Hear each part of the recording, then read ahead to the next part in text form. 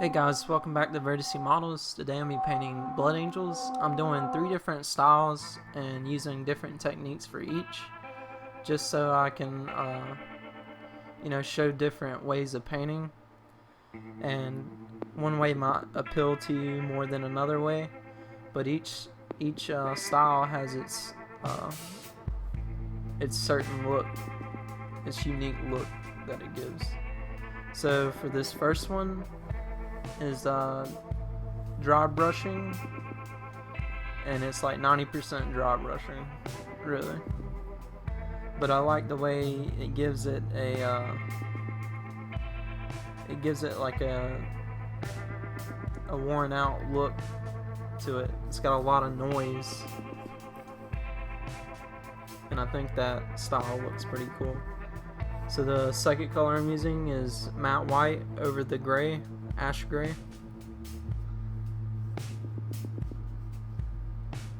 And in this scheme we're not using an airbrush at all. And the point of each of these styles is just because you're painting troops, so you want a scheme that you can apply to all of them that's pretty easy to do, and you don't want to take a lot of time on it. I mean, some people might, but me personally, if I buy a pack of guys and I want to play with them, I just want to be able to make a good scheme for them. So that's what it's looking like after the white, and you can already see it's got that it's got a lot of noise to it, all the speckles on it. I like the way it looks once I put the red on. It catches over that white. You can already see how the red over the grayscale will look. It looks kind of pink right now, but we'll layer on that. And really, this is pretty fast,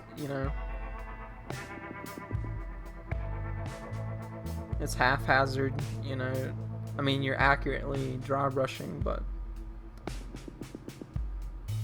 I'm not too worried about staying in between lines,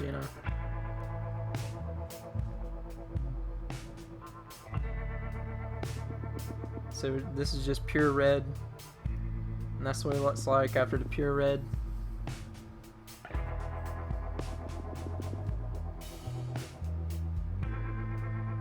We left the pouches and the guns, we didn't try to dry brush on them.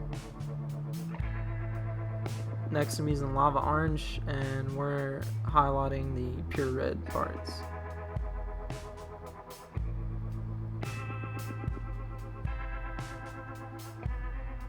So yeah, this is more of like an accurate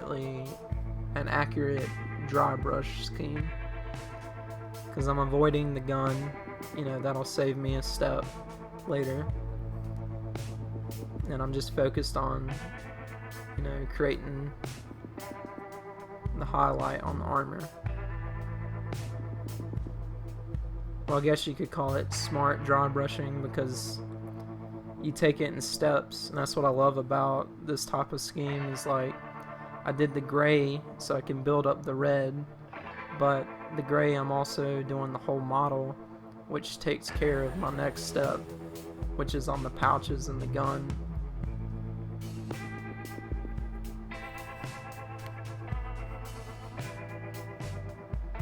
So next I'm using shining silver, and we're also dry brushing this on, and I'm just doing the barrels, the scope on his gun, the railing on top, the magazine, the stock of his gun, and then the parts that I can't get with a dry brush, I'll get with a regular point base brush. But the whole point of this is like creating a simple scheme and being able to do it fast, so you can apply this to a lot of models. And then I'll just be showing y'all a variety in different styles that I like to paint.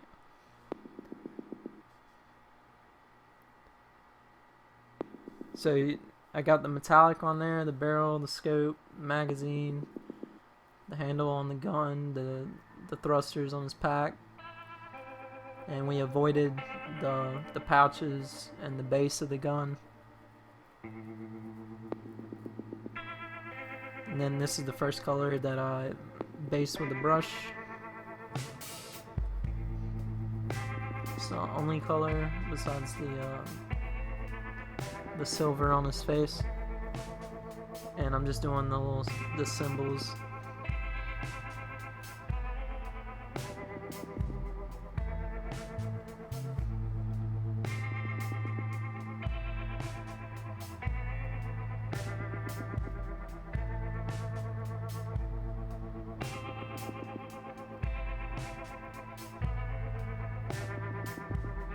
So yeah, you can see it come together now.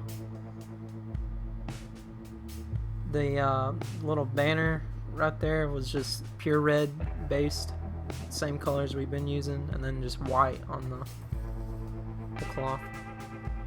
And this is what I was talking about with, you know, dry brushing and steps. So yeah, I haven't touched the gun since, you know, the first gray dry brush. And then after I applied the dark wash over the metallic and the gray, then I've already basically highlighted the gray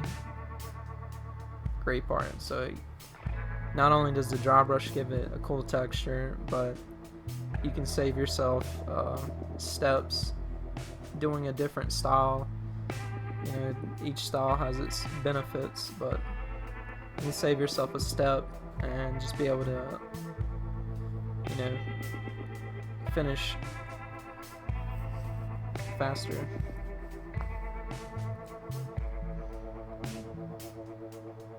So I use soft tone on the gold, greedy gold, and the banner or stamp in the cloth.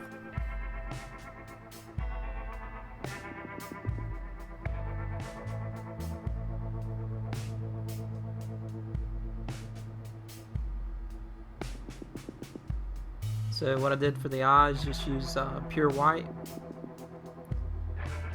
or matte white, and then jungle green on top of that.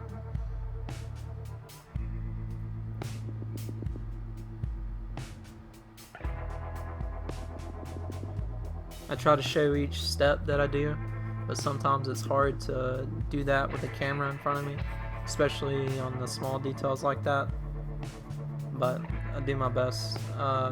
Here I'm just adding a little character to it, you know, because the dry brush effect makes it look like he's like it's worn, you know, it's got texture on it, and so I'm just adding striping and scratches and dings and stuff like that using lava orange.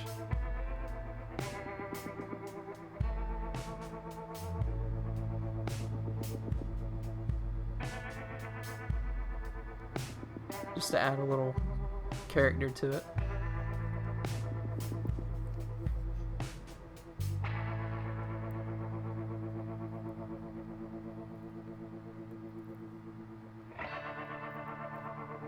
So that's basically it for that one, and that was basically, you know, dry brushing and washing.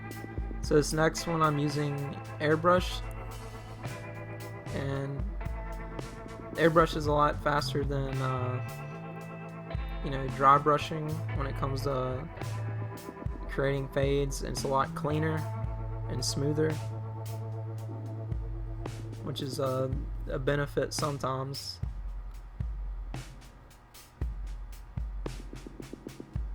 So the first color I'm using is pure red, and we're just putting this over top of our white coat. And for all these schemes, I'm basically using the same colors, just different applications of it. I mean, I do use a couple different colors, but it's according to the style I'm going for. For this one, it's just a clean look.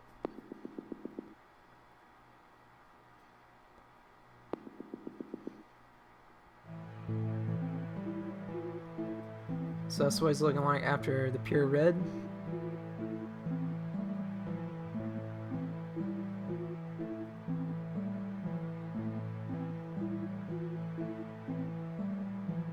Next I'm using lava orange,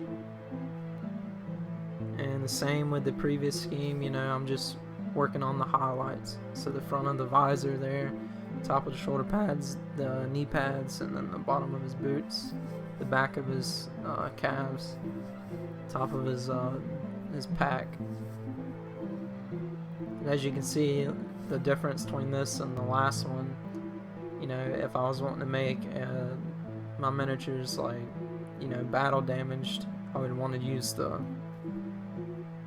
for the quickest way, I would want to use the dry brush effect.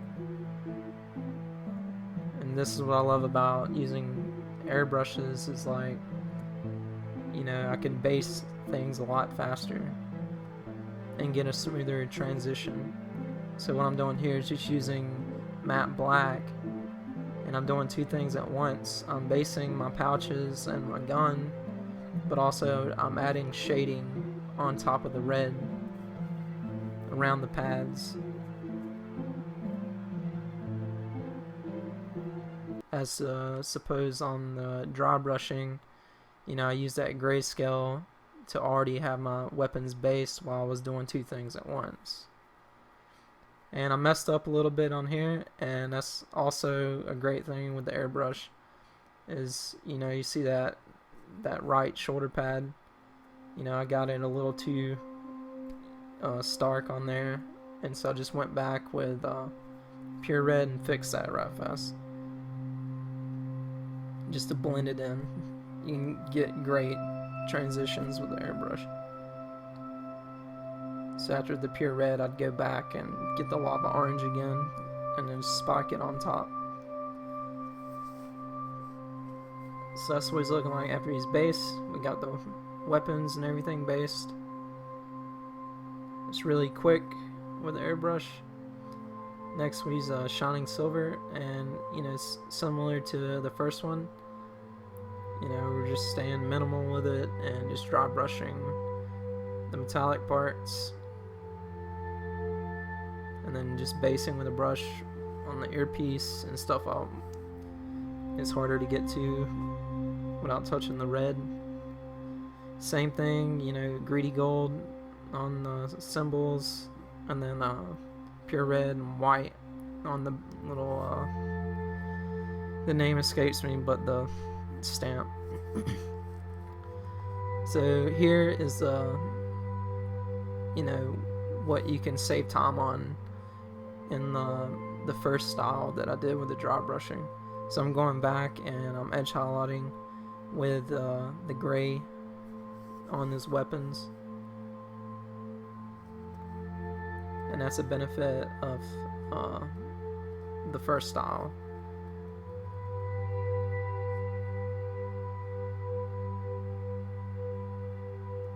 But what I'm trying to do is like create optimal schemes for each, you know, type of tool that I use.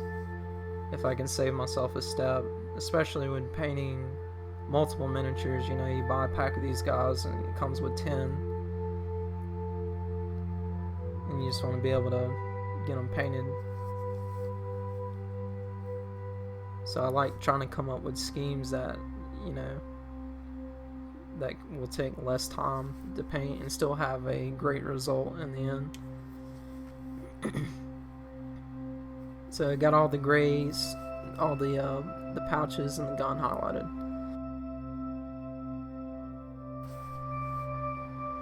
So next we use lava orange, and I'm basically just edge highlighting everything on him. The lava orange looks really good over the pure red. And so that's the most time consuming part with the airbrush, because even though you can create those great looking fades, you know, if you want to add more levels to it, or edge highlighting. That takes time as well, but you do get a pretty cool looking miniature. And then same thing to the first scheme, you know, we're washing the metallics and the black gun and the gray all with dark tone, so all the pouches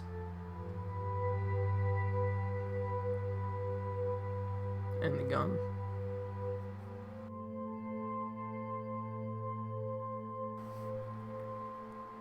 And then we wash the gold, the greedy gold, with soft tone.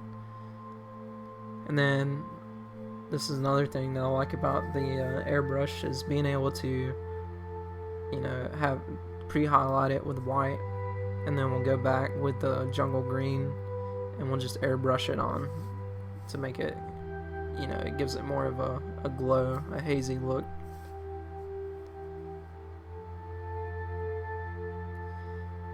And back to the beginning, when I was applying the first layer of white, you know, that's another benefit with the airbrush, because I won't have to use gray. I can just use white, because I can control how much is coming out, and I can automatically create that gray to white. But that's what he's looking like. He's basically done, and that didn't take too long. And that was with the airbrush, and this is a comparison between the dry brush weathered looking model versus the airbrushed model. They both have a distinct look to them. It's just two different ways I like to paint. And then this third one is more, you know, it's more freestyle, creative. I like to, you know, weather my models, and it's a mixture of both dry brushing and airbrushing. It's just taking it a little bit further with, you know, texturing and stuff like that. So I didn't even use white on this one, because the look I'm going for is a more darker contrast to it. And so here's where I mixed the two. You know, I applied the lava orange over the pure red airbrush base with the fade on the armor, and this gives it a different look as well. Dry brushing lava orange over the pure red, it almost polishes it, but it still has that smooth gradient, but it does have a little more of a see-through, so the colors can be I don't know how you would say it, sharper.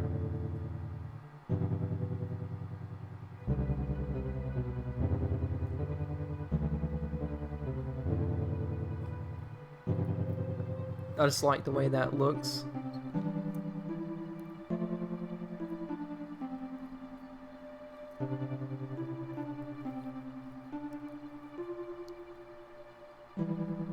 Next I'm using ash gray, and, you know, borrowing from the dry brush, you know, we're just dry brushing the whole weapon, all the pouches.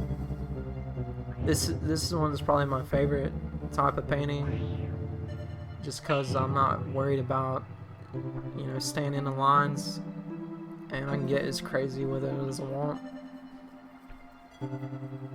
I mean, yeah, I'm focusing on, you know, what I need to be painting a certain color, but if it touches the red or whatever, I'm not worried about it at all, because I'm making this model look, you know, damaged and war-torn, and going for a specific, you know, look to it. Make it look like he's seen some things. So next we're just dry brushing the metal after the gray. And really this scheme is just applying both steps to, you know, I mean, it can apply to anything you paint, really, the dry brush and then the airbrush. Being able to use both of those and paint however you want.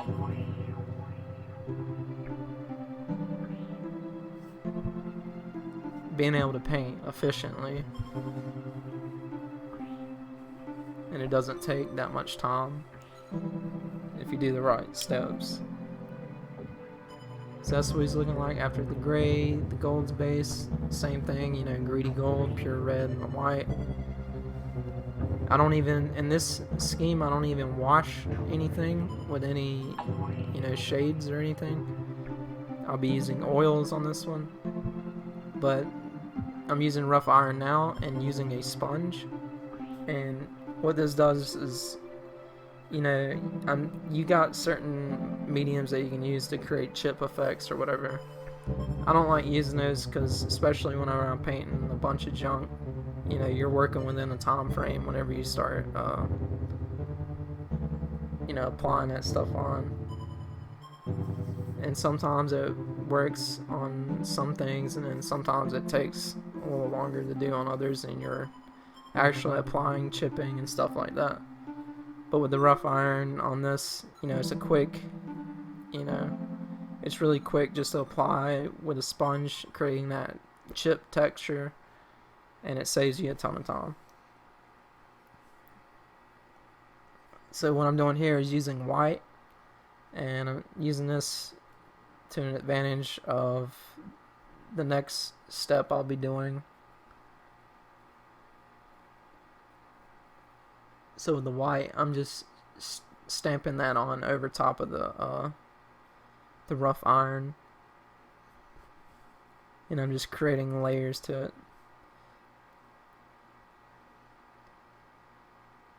And really, this scheme is showing the advantages of oil whenever you're trying to go for a battle damage type look for your miniatures. It's just really showing the advantages of using oil paints.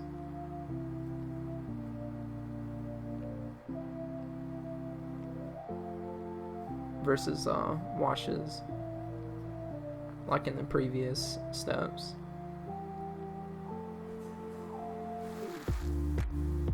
So that's what he's looking like after the white.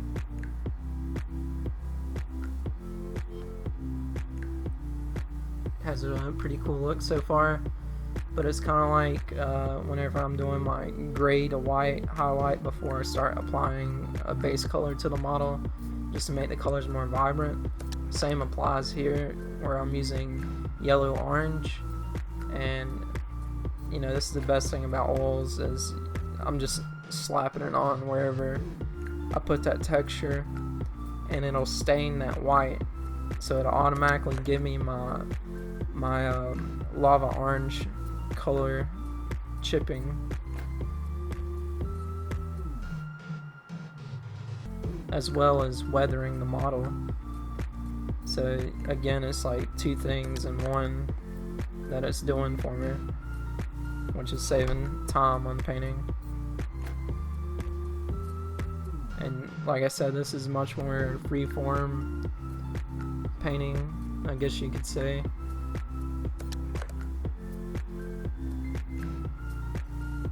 Or that's what I find fun about it, is you're not too worried about how it looks, because every miniature will be different because the way you apply each weathering paint, you know, stippling with a sponge, the texture is always going to be different, and I like the look it gives. So here I'm just using a sponge and oils. You know, you can use mineral spirits to thin down the oils, which is what I did here, and it's like a 1-to-1 ratio, just to make it into a wash. And really, you don't even need a lot of oil, it's just a little dab of oil paint, and then, you know, I apply that wherever I want, and then I just use a dry sponge, and that's what creates that, you know, you can see it stain the white, but whenever I'm like wiping it away, it settles in the cracks and stuff, and it automatically achieves that, you know, weathered look. And he's looking pretty cool so far. And I haven't went in with a little detail brush and drawn every line or anything. This is more broad for, you know, for the advantage of using that to your advantage when painting a bunch of numbers at once. So here I'm just using black oil, same concept, you know.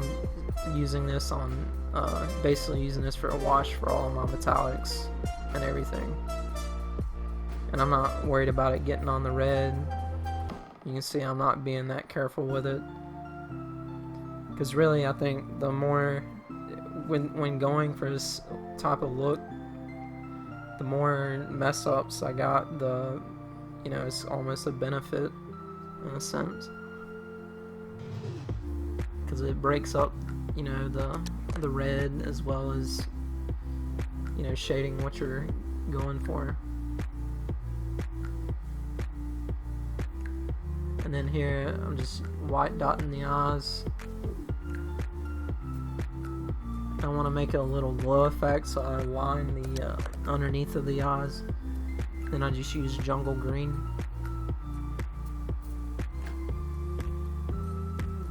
And just airbrush on top of that. And he's basically done. So these are 3 different types of ways you can, you know, apply paint, depending on what you're going for. And like I said, just trying to appeal to everybody, because I know a lot of people probably don't use airbrushes, or are just getting into airbrushing, or you know, some people ain't got the accuracy for edge highlighting, so you could do the dry brushing type, you know. But I hope a lot of people find this useful, and I had a lot of fun making it, and these are just a couple, you know, my favorite type of ways to paint. If y'all like this video, let me know if I should make more of this type of video. And also, I just want to say thanks to everybody that's following me. You know, I'm almost to 1,000 subscribers now, which is pretty crazy. And yeah, I'm just glad I'm able to, you know, help some of y'all in painting, using painting tutorials, or, you know, giving y'all a different perspective on the way I paint. So we'll see y'all next time.